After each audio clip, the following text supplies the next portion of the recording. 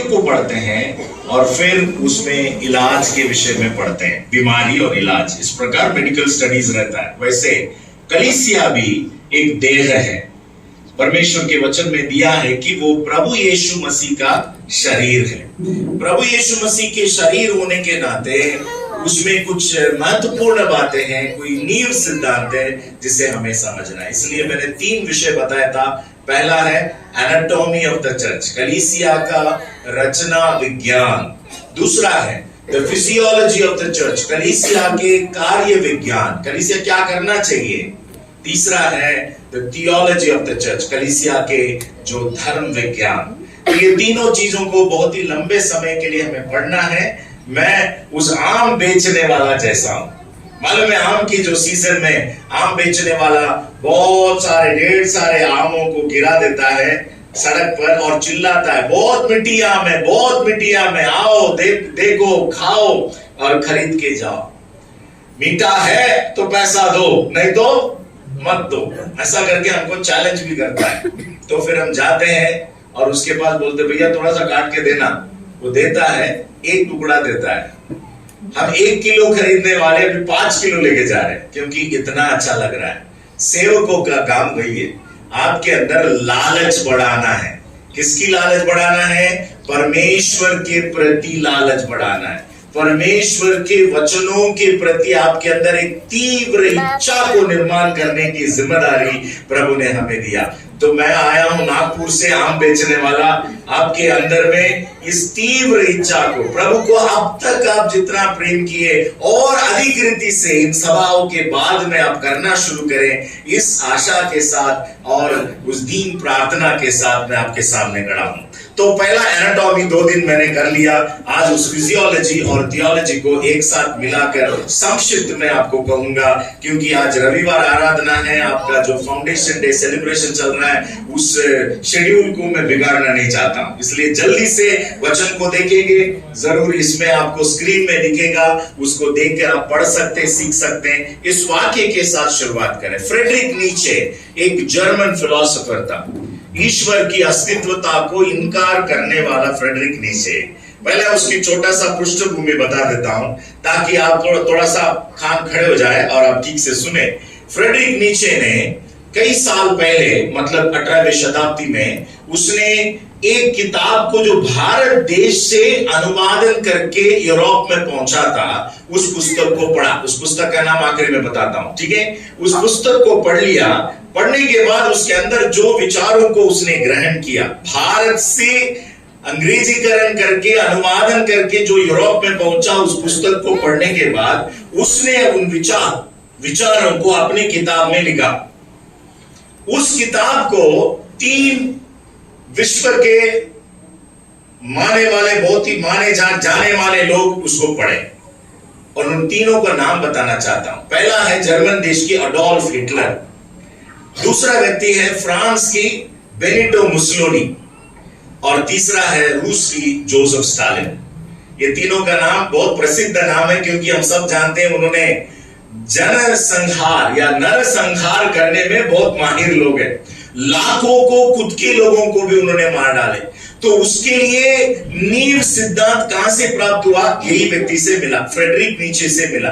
Frederick नीचे कलीसिया से परिचित व्यक्ति था और भारत की उस पुस्तक जो अंग्रेजीकरण या अनुवादन किया गया, उस पुस्तक का नाम है मनु धर्म शास्त्र, ठीक है। सर विलियम जोन्स के द्वारा यह अनुवादन हुआ और वह 18वीं शताब्दी में यूरोप पहुंचा। उसको फ्रेडरिक नीचे पढ़ा और पढ़ने के बाद उसके अंदर में जो विचार और सिद्धांत को वो समझा, उसके आधार पर जो पुस्तक को लिखा है, इन तीनों जन ने पढ़कर अपने अपने इतिहास को रचा कर गए। यही फ्रेडरिक नीचे का बयान बता रहा हूं। चर्च में आए आप, हम लोग भक्ति के लिए पहुंचे हैं, एक नास्तिकवादी की शब्दों को क्यों बोल के शुरू करते हैं? भक्तिपूर्ण रीति से बाइबल से बोलो, ऐसा करके बोल रहे हैं ना।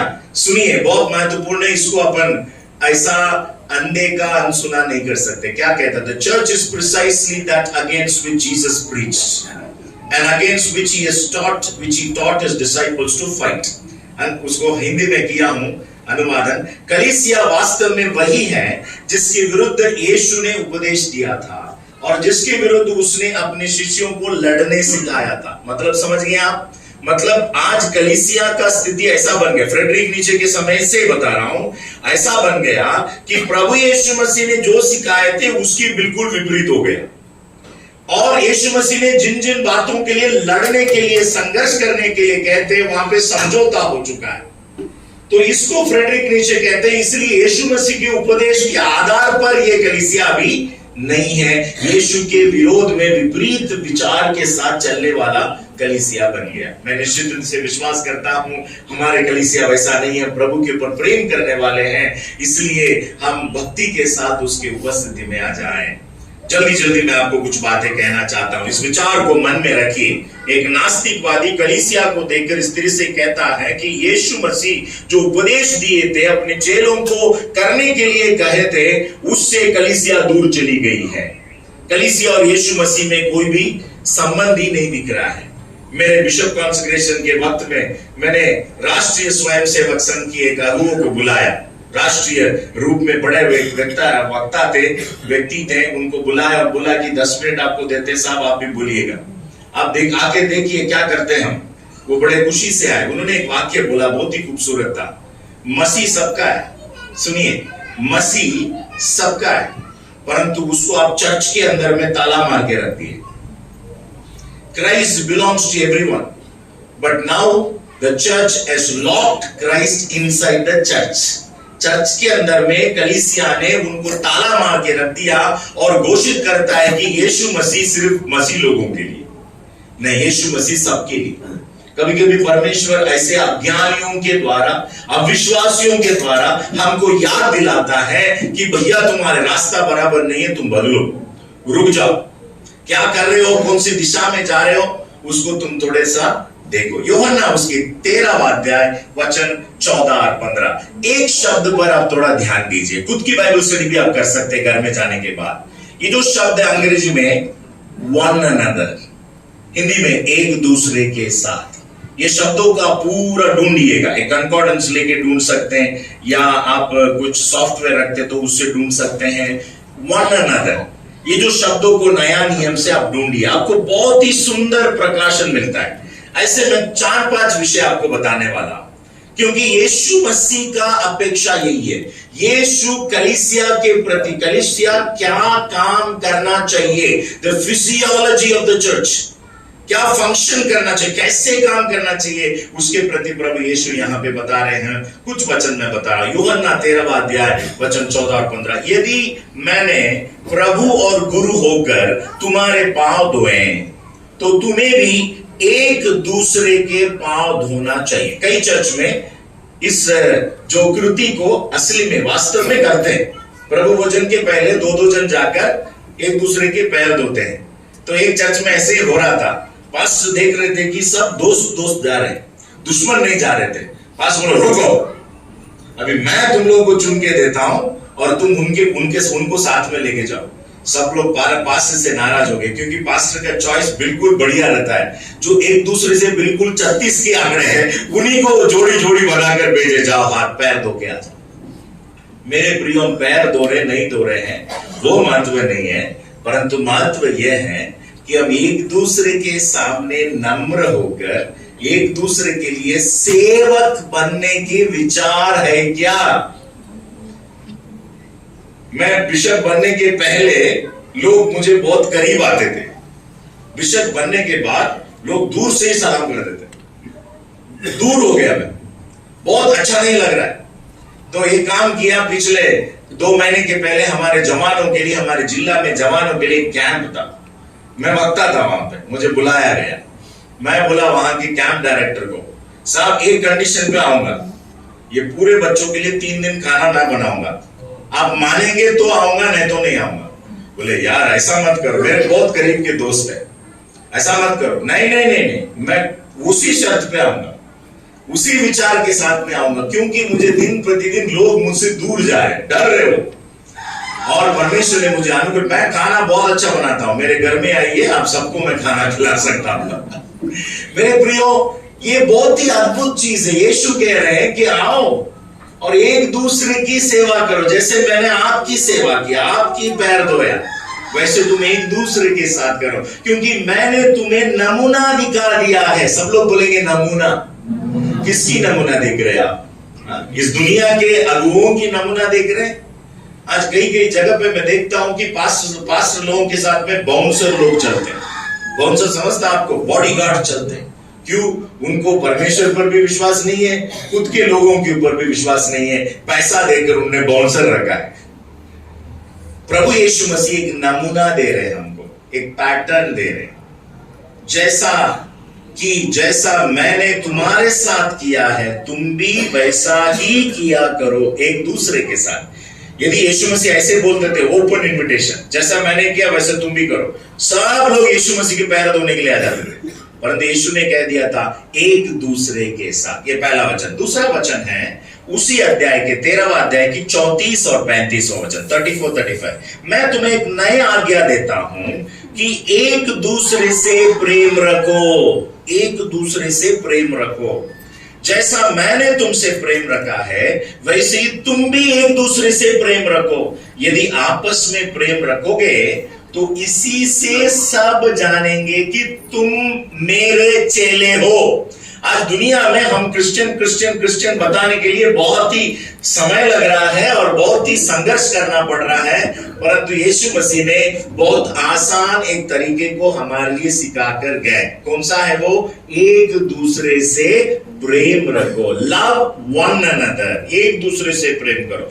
एक दूसरे से प्रेम रखने से परिणाम क्या रहेगा? सब जानेंगे कि तुम मेरे चेले हो। People are very difficult people. किसी ने ऐसा कहा था कि लोग बड़े मुश्किल लोग हैं यार। उनके जो आदतें रहता है बहुत ही खतरनाक आदतें रहता है। बस में उनको फ्रंट सीट होना, स्कूल में लास्ट बेंच होना, चर्च में भी, ठीक है, और लोगों के बीच में खड़ा रहना। बाजार में वगैरह देखिए बहुत सारे लोग बीच में खड़े रहते हैं। भैया थोड़ा साइड में हो जाओ ना, उसमें से उनको गुस्सा भी आ जाता है। अजीब प्रकार की आदतें हमारे अंदर रहता है।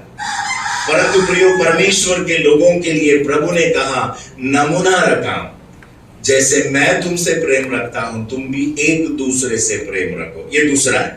देखिए, आपसी प्रेम किराने की दुकान पर अकारण मुलाकातों में व्यक्त नहीं होता। ऐसे हम रोज एक दूसरे को मिलते रहते हैं, वो संगति नहीं है। दीदी कैसे हैं, क्या चल रहा है, क्या बनाया आपने, बच्चे स्कूल गए क्या, ये सारी बातें संगति की बात नहीं आती हैं। यीशु का आदेश के अनुसार उसके शिष्य नियमित रूप से एक दूसरे से मिलना है, सिस्टमैटिकली, रेगुलर। इसलिए हम संडे के दिन आराधना में आते हैं। क्यों हम लोग आराधना में आते हैं? ये तो एक बहुत अच्छा एक डिसिप्लिन है, परंतु प्रभु ने हमको सिखाया नियमित रीति से एक दूसरे को मिलना है। मिलेंगे तो एक दूसरे को हम जान सकेंगे। ईसाइयों को अन्य ईसाइयों के साथ नियमित संगति रखनी चाहिए। गलातियों की पत्री में बहुत सारे एक दूसरे आपको मिलता है, ठीक है, बहुत सारे मिलता है। उसमें से कुछ वचन मैं आपको बता रहा हूं। गलातियों उसकी 6वां अध्याय वचन 10 को देखिए। इसलिए जहां तक अवसर मिले हम सबके साथ भलाई करें, विशेष करके विश्वासी भाइयों के साथ। दुनिया को जाकर हम खाना बांट रहे हैं, दुनिया को जाकर सब कुछ कर रहे हैं, परंतु प्रभु का वचन हमें सलाह देती है कि पहले विश्वासी भाइयों के साथ, अपने कलीसिया में सगे लोगों के साथ हम भलाई करना आरंभ करें, ठीक है। यह बहुत महत्वपूर्ण है। इस आदेश का पालन करने के लिए आवश्यक है कि हम जाने कि विश्वासियों के परिवार कौन कौन है। एक पासवान मेगा चर्च एक बहुत बड़ा खतरनाक चीजें हैं जो जिससे हमें बहुत सतर्क रहना है, सावधानी से रहना है। एक मेगा चर्च के पासवान ऐसे बता रहे थे कॉन्फ्रेंस में, एक दिन वो अपने घर से मतलब ऊपर रहते थे, वो लिफ्ट से नीचे उतरे, लिफ्ट की डोर में कई लोग बहुत कचाकच भर के हैं। वहां पे एक ब्रदर खड़े थे बिल्कुल स्माइल के साथ, उनको देखे बोले प्रेज़ लॉर्ड ब्रदर, कैसे, आपका नाम क्या, कहां से आते हैं, सब विवरण पूछ रहे थे पास साहब। उनको लग रहा था कि नए विश्वासी है। वो व्यक्ति बड़े नम्रता के साथ कहा, पास साहब पिछले 5 साल से मैं आ रहा हूं और ये एरिया में रहता हूं, आपके असिस्टेंट पास्टर मेरे घर में आता है। वो पास्टर बोले मैं मुंह बंद करके चला गया, इतना मुझे शर्म आया कि मेरे चर्च में कौन आता है करके मुझे पता नहीं है, संभव नहीं है। मेरे चर्च में एक बिलीवर थे, उनको 8 बच्चे हैं। अभी भी ऐसा पैदा करते हैं, क्या करते हैं कोई कोई हमारा कोल माइंस एरिया है, उनको गिनती ही नहीं रहता है। तो उनको मैं पूछता हूं, मजाक करता हूं उनके साथ, ब्रदर तुम्हारी तीसरी लड़की कौन सी क्लास में पढ़ती है? कुछ तो पढ़ रही है, 12वीं 13वीं 15वीं पता नहीं है। नाम तो भी याद है क्या? अरे भाई साहब नाम तो बिल्कुल जानता हूं, परंतु बच्चे क्या करते हैं हमको पता नहीं। छोटे परिवार सुखी परिवार, कलीसिया के परिवारों को पहले जानना है ताकि हम उन आवश्यकताओं को भी समझ सके। देखिए भलाई करना है तो उसके लिए हमारा पहचान पहले जरूरी है। गलातियों की पत्री उसके 5वें अध्याय के वचन 13 देखिए, एक दूसरे यहां पर आ रहा है। हे भाइयों, तुम स्वतंत्र होने के लिए बुलाए गए हो, परंतु ऐसा ना हो कि यह स्वतंत्रता शारीरिक काम के लिए अवसर बने, वरन प्रेम से एक दूसरे की दास बनो। मतलब अच्छे काम करने के लिए या अच्छे काम करके जो सोचते हैं वो करने के लिए बहुत सारे लोग कलीसिया में रहते हैं। जैसा कि अच्छे काम, आदरणीय काम, प्रचार करना, वर्शिप लीड करना, संगीत बजाना, प्रभु भोजन में शामिल होकर मदद करना, ये सारा काम अपन करते हैं। चर्च में जाली निकालना, झाड़ू मारना, स्पेशली बाथरूम साफ करना, अरे वो आदमी आया नहीं क्या? उसका एक शब्द यूज करते वो नहीं बोलना चाहता। बाइबल कॉलेज में इसीलिए बाइबल विद्यार्थियों को बाथरूम धोने के लिए स्पेशल काम दिया जाता है। आप कितने भी बड़ा व्यक्ति हो, जाओ, आपके ड्यूटी है जाके बाथरूम धो के आ जाओ, संडास बाथरूम साफ करके आ जाओ। क्यों? हमें नम्र बनाने के लिए। जब मीनियल जॉब्स, छोटे छोटे काम जो हमें लगता है महत्व नहीं है और वो दूसरा करेंगे, ऐसा भी काम करने के लिए हम तैयार हैं। एक दूसरे के दास बनो। गलातियों की पत्री उसके 6वां अध्याय की 2 पद देखिएगा। तुम एक दूसरे के भार उठाओ, बोझ उठाओ, ईच अदर्स बर्डन। हम इस दुनिया में रहते बहुत सारा भार रहता है, तो सभी को पता है अपने अपने जीवन में कितना भार उठाकर हम जीते हैं। हम बोलते हैं ना, मेरा बोझ मुझे ही समझता है जी, परंतु कलीसिया वो जगह है जहां पर अपने भार को दूसरा एक भाई या बहन उठा सकते हैं, आपको मदद कर सकते हैं। कलीसिया वही जगह है, ठीक है? एक दूसरे के भार उठा और इस प्रकार मसीह की व्यवस्था को पूरी करो। पहला यूहन्ना पहला अध्याय की 7वें पद, पहला यूहन्ना पहला अध्याय 7वें पद, पर यदि जैसा वो ज्योति में है वैसे ही हम भी ज्योति में चले तो एक दूसरे के सहभागिता रखते हैं, फेलोशिप। हमको एक दूसरे के प्रति प्रेम और चाहत चाहिए, एक दूसरे की संगति के लिए तड़प चाहिए। आराधना में क्यों आते हैं? चुपचाप खड़े रह के आराधना कर लेंगे, पास्टर के वचन सुन लेंगे, प्रभु भोजन में भाग लेंगे, अपना भेंट दशमा दे देंगे, भाग जाएंगे। नहीं, हम ये चाहत के साथ पूरे हफ्ता सोचते रहना है, भैया को मैं मिलूंगा, दादा को मैं मिलूंगा, अंकल को मिलने के एक मौका मिले। हम बहुत बिजी लाइफ जीते हैं, कम से कम आराधना के समय में एक दूसरे के साथ हम संगति करें, 2 शब्द अच्छा पूछे, ठीक है? उनके जीवन की अपडेट आपको मालूम होना चाहिए, किसके परिवार में क्या चल रहा है, ताकि आप उनके लिए प्रार्थना कर सके, उनको बता सकते आप, मैं आपके लिए हफ्ते प्रार्थना किया था। कितना बड़ा एनकरेजमेंट रहता है, आपको पता है क्या प्रियो? आप बड़े दुख में, क्लेश में, संदेह में जी रहे हैं, निराशा में जी रहे, कोई व्यक्ति आपके कंधे पे हाथ रख के बोलता था आपके लिए मैंने प्रेयर किया था, एकदम विश्वास बूस्ट हो जाता है, रॉकेट लॉन्च हो जाती है। परमेश्वर इसीलिए ऐसा रखा है कि एक दूसरे के साथ क्या करें? सहभागिता करें। रोमियो की पत्री 15वां अध्याय वचन 7, रोमियो 15:7, इसलिए जैसा मसीह ने भी परमेश्वर की महिमा के लिए तुम्हें ग्रहण किया है, वैसे ही तुम भी एक दूसरे को ग्रहण करो, एक्सेप्ट ईच अदर।